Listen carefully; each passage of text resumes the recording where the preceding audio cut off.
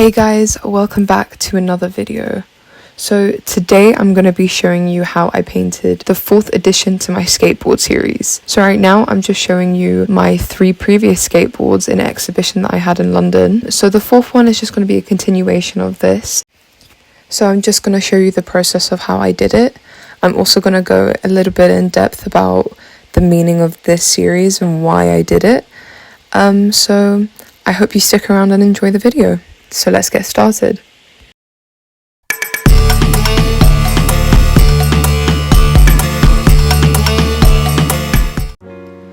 So getting started, you're going to see me sketching my board right here. And I know I've already done most of it in the video. I just always seem to forget to press the play button. I don't know why. I just kind of start doing it. I get too excited about the work that I'm doing. But right now you're just going to see me do these little maces.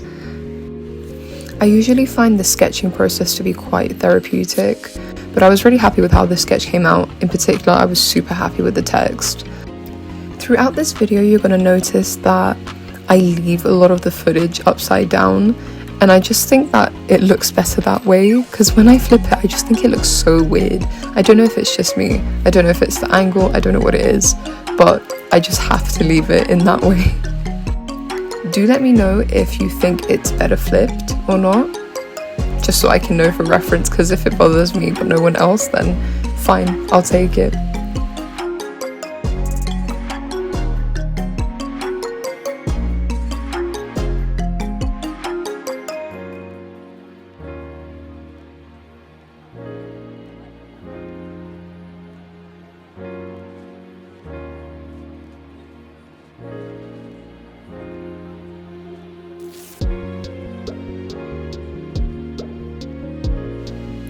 And this is how the sketch turned out. Please excuse the messy desk. It's just a constant with me. No matter how much I clean it, it just always gets messy again. So now you're going to see me take some pictures of the board. Usually I do this just because before I start colouring it or painting it, I like to figure out my colour scheme on my iPad. So I will take some photos, put it into Procreate, and then I will see what I prefer. So with Procreate, I don't actually do anything crazy complicated.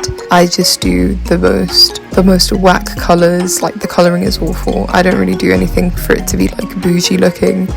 I just do it so that I can understand by myself what is going on. Usually I'm not one to plan my colours beforehand. I'm usually a person that just kind of goes with whatever I'm feeling, and that usually works out for me. But with this skateboard series, there is so much going on in the picture. Like I obviously have text, I have a figure, well in this case I have chains and the sunflower and the skull. And so there's a lot of colours within that already. So then having to figure out how they work together is very important. That's why I do kind of digital renders on my iPad, because I really don't want to start a painting and then realize I hate the color scheme. And you can see me here later on playing with light colors, because I just did not like the background color for the life of me. I couldn't figure out what I wanted to do with it.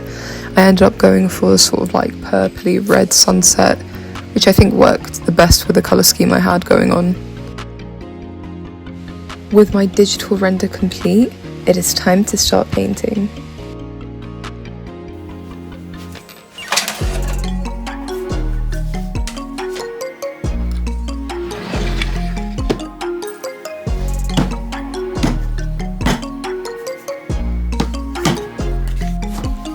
So I think this is an appropriate time to give a bit of a backstory to the skateboard painting and the series that I have done with them, as you saw at the start of the video. The way I started this series was probably during COVID with the first skateboard, and why I had decided to make that skateboard was because I was kind of in a situation where I was doing a lot of research about Ukrainian history, and I was looking at events that led up to the 2014 revolution, just because when it had happened I was quite young and I didn't really understand why it had happened. So I took interest and started researching about it myself, which led to me making that piece piece as sort of a reaction to what I had read and learnt about. And since then, I kind of left the series alone. I had some skateboards in the house that I had ordered to continue the series, but I never continued it at the time. Then the war had started, and for me it was a sort of reignite that series, because with the first skateboard I had written a phrase Slava Ukraini on it. To translate it into English means glory to Ukraine. This is a very, very special phrase because, well, firstly, it has a lot of meaning for glory for our nation. It also is a way that we kind of greet each other. I know it doesn't really seem like a greeting, but it would kind of be like a, oh, hello, glory to Ukraine. Just because obviously every country has their strife and every country has a history that they're very proud of. But for us, a lot of the issues that we have had have been very recent and still very much within the generations that are still alive. So for us, it's a very strong phrase that we use to greet each other. And now, especially with the war, it's become even stronger of a sentence that we use. So I had written that phrase on the first skateboard, and I thought to myself, with the beginning of the war, or when I decided to make the second skateboard, I wanted to make a piece that depicted the second phrase that a person would say in response to hearing the first one. So the first person would say Slava Ukraini, and the second person would say Heroyam Slava, which means glory to our heroes. And the reason we say glory to our heroes is because we're acknowledging and thanking all the people who have and who are currently giving up their life or have done something to improve the country or to help the country grow and survive. That is why this skateboard series has a very important message. The reason there are 4 skateboards is because we have a few of those call and responses. So the first one is Slava Ukraini, Heroyam Slava. The second one is Slava Nati, Smert Voraham, which means glory to our nation, death to our enemies. The third skateboard in the skateboard series that I did, I would call the prettiest one that I did out of all 4 of them, because it was not necessarily focused visually on war motifs as the first and the second were. The third one was just very much about being pretty and representing beautiful aspects of my country and what I wanted to show. So there are a lot of things in there that I did. I might post at some point just so that you can have a look. But with this fourth one, the skateboard says on it Smert Voraham, so I wanted to represent what death to our enemies is. So obviously that's a soldier. As for the 2 maces at the top of the page, the skateboard, maces are quite common like motif in Ukrainian history. Looking up on Wikipedia, it actually says that ancient Ukraine had stone mace heads first from 8 millennia ago. I guess it makes sense why it's a popular aspect in our country. It is also an item that we hand to the president during their inauguration ceremony as a sign of power. If you go to Ukraine and you go to any touristy area, you will always find wooden maces that you can buy. So it's just an imagery that is very much associated to our previous warriors. Another aspect are the chains. In most cases, chains are representative of like being restricted, of being held, lack of freedom, but it's also something that is very much used in our like music or poetry to release Ukraine out of its chains, and shackles being, the word is gaidane. So I wanted to also show that the soldier is breaking these sort of shackles. And another little, I guess, Easter egg in my skateboard, which is something that I think only either Ukrainians know or people who really closely followed the war and like what was happening in the first days. The reason I drew a sunflower and a skull obviously representing the death of the enemies. The sunflower is because at the start of the war, when the Russian troops first entered and they were just kind of standing and occupying areas, again, I don't know if it's necessarily true, but it definitely became like a fable or a story that was told about a grandmother who had walked up to a Russian soldier, handed him sunflower seeds, and he obviously was very confused and was like, why are you handing me sunflower seeds? And she said to him, I'm handing you these seeds so that when you die, at least the sunflowers will grow on our land. You know, that's very representative because not only is it death to our enemies, it's also the start of like a growth for the country, right? So that's the little Easter egg.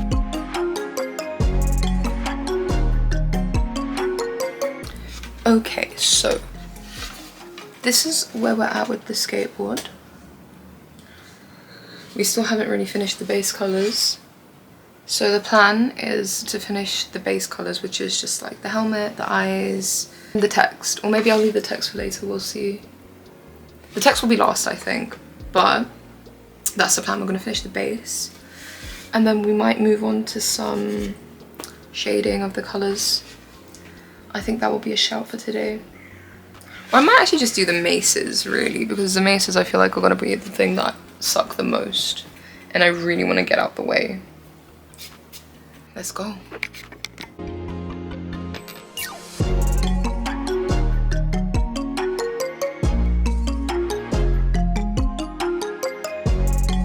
At this point, I was looking at this painting and I was thinking, this helmet colour is just not right. Like, I just didn't mix it. It's way too bright. It's way too aquamarine. I really did not like it, so I decided to just repaint it.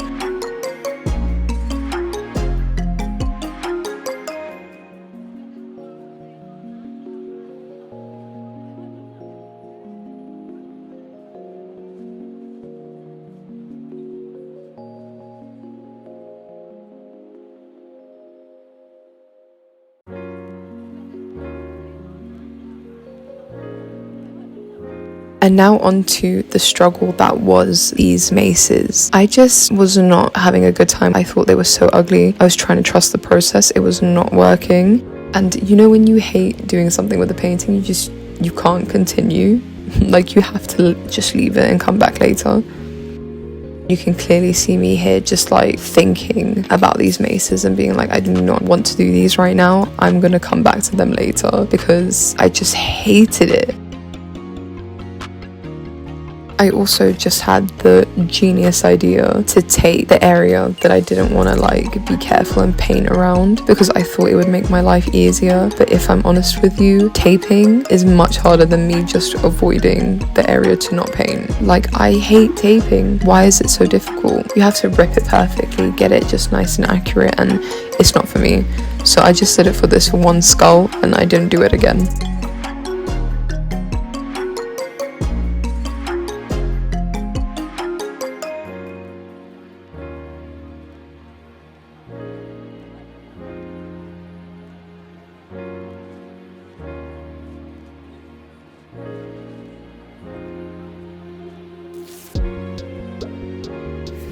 Unfortunately, with this tape, I did not get satisfying peel porn, so it was just too like spitty for it to be nice and smooth in one strip.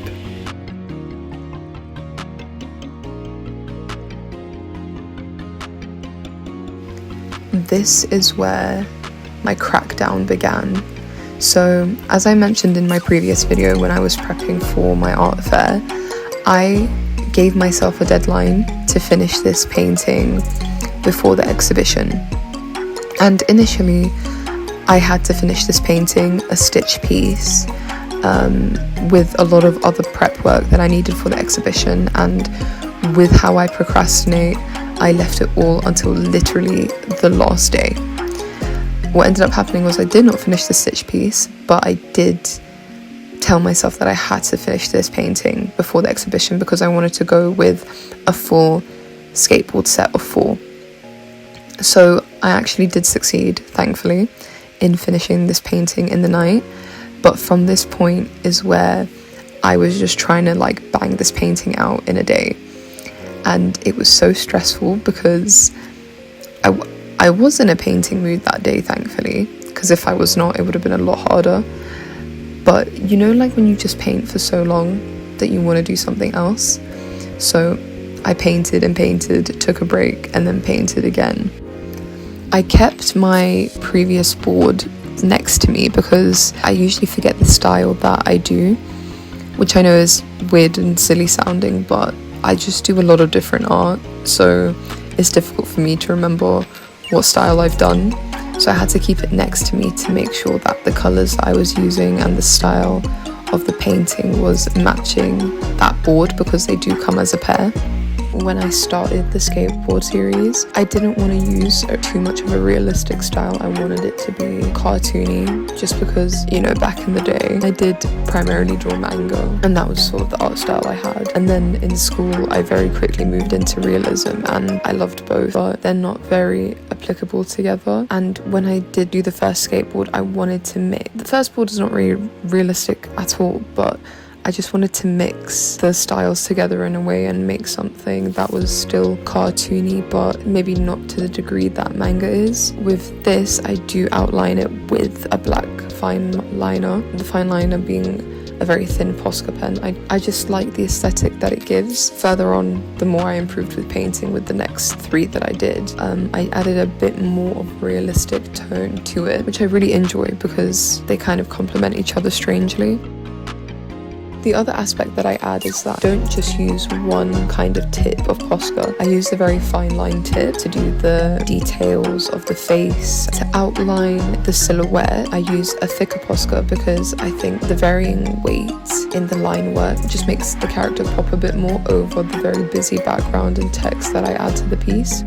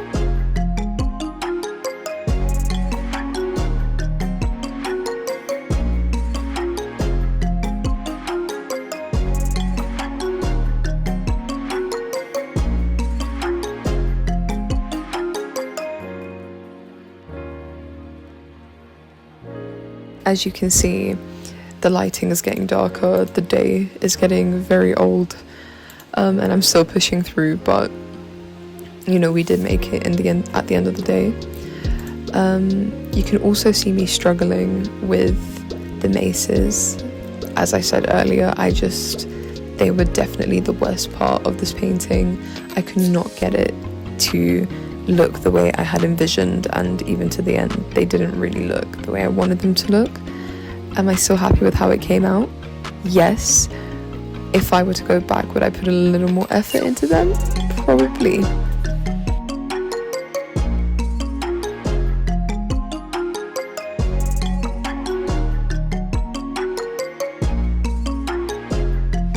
I will say, the one thing that I'm super impressed with about this painting, out of any other painting I've done, is the text outlining. I think it was definitely some of the smoothest, some of the nicest text outline I've ever done. I don't really have a steady hand, I'm quite shaky, so for me to get those crisp lines, I was very happy. Although in the footage that I have, my head is in the way for most of it because I had to concentrate so hard, so I had to do a whole head to the table 90-degree tilt to make sure that I was getting all the accurate lines for the words to look really good.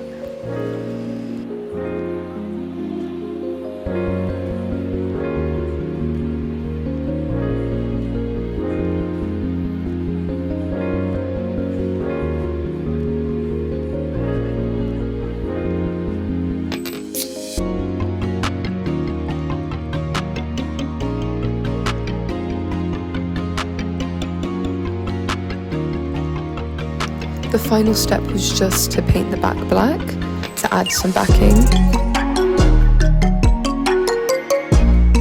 And I hope you enjoy the final result. Let's have a look. If you enjoyed the video, please don't forget to subscribe, like, comment, and even share it with your friends and family. I will really appreciate it. But thank you for watching.